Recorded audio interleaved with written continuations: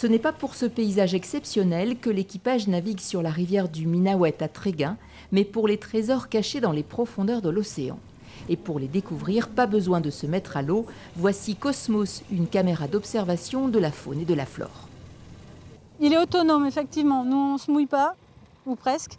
Et c'est lui qui fait le travail parce que comme ça, on est très discret. Cosmos comme kit d'observation sous-marine open source. Pilotée grâce à une application téléchargée sur un portable, cette caméra est née d'un partenariat entre l'Ifremer et un tiers-lieu, le Fab Lab de Concarneau.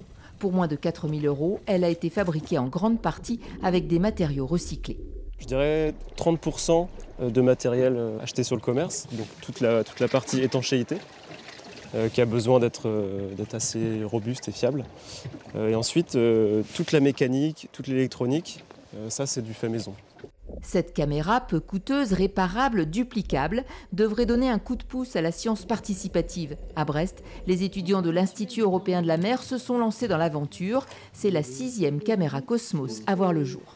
Cette caméra-là, elle va servir pour les scientifiques de l'IEM, à la fois pour des problématiques d'observation, d'enseignement et aussi de recherche un peu plus fondamentale.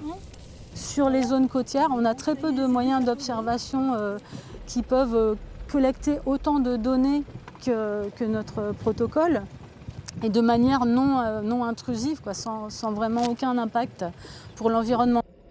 Et pour convaincre de la richesse et de la fragilité du milieu sous-marin, rien de mieux que des images.